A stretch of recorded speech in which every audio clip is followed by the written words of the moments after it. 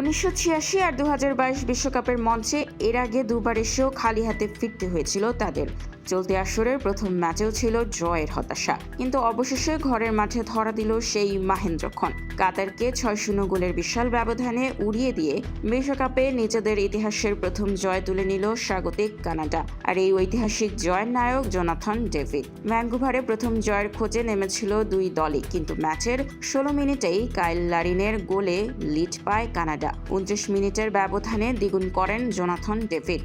ম্যাচের বয়স যখন 33 মিনিট, তখনই বড় ধাক্কা খায় কানাডা। তাজন বুকানকে ফাউল করে VAR যাচাইয়ের পর সরাসরি লাল কার্ড দেখেন কাতারের হুমান আল আমিন। প্রথমার্ধের ইনজুরিতে টাইমে নিজের দ্বিতীয় গোল করে দলকে 3-0 ব্যবধানে এগিয়ে নেন ডেভিড। বিরতির পর কাতার পরিণত হয় 9 জনের দলে। 53 মিনিটে কানাডার মিডফিল্ডার ইসমাইল কনেকে মারাত্মক ফাউল করে লাল কার্ড দেখেন আসিম মাদিবো। এর মাধ্যমে প্রথম এশিয়ান দেশ হিসেবে বিশ্বকাপে এক ম্যাচে 2টি লাল কার্ড দেখার লজ্জাজনক রেকর্ড করল কাতার। তবে মাদিবোর সেই ভয়ঙ্কর আঘাতে পা ভেঙে মাঠ ছাড়তে হয় ইসমাইলকে, যার বিশ্বকাপ মিশন হয়তো এখানেই শেষ। তার বদলে নেমে 64 মিনিটে গোল করেন নাথান সাবিলা এবং চোটাক্রান্ত সতীর্থের জার্সি উঁচিয়ে গোলটি উদযাপন করেন তিনি। 75 মিনিটে কাতার ডিফেন্ডার মোহাম্মদ আল মানাইয়ের আত্মঘাতী গোলে ব্যবধান হয় 5-0। এরপর ম্যাচের শেষ মুহূর্তে কাতার ডিফেন্সকে চূর্ণ করে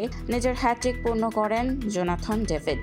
আলজেরিয়ার বিপক্ষে লিওনেল মেসির পর এটি চলতি 2026 বিশ্বকাপের দ্বিতীয় হ্যাট্রিক। আর এই 6-0 গোলের জয়ে কনকাকাফ অঞ্চলের প্রথম দল হিসেবে বিশ্বকাপে এক ম্যাচে সর্বোচ্চ গোল দেওয়ার নতুন রেকর্ড করল কানাডা।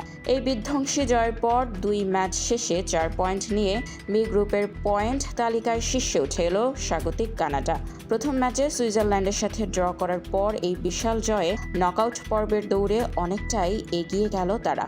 অন্যদিকে 2 ম্যাচে মাত্র 1 পয়েন্ট নিয়ে গ্রুপ পর্ব থেকে ছিটকে যাওয়ার শঙ্কায় মধ্যপ্রাচ্যের দেশ কাতার। স্পোর্টস ডেস্ক, খোলা কাগজ, ঢাকা।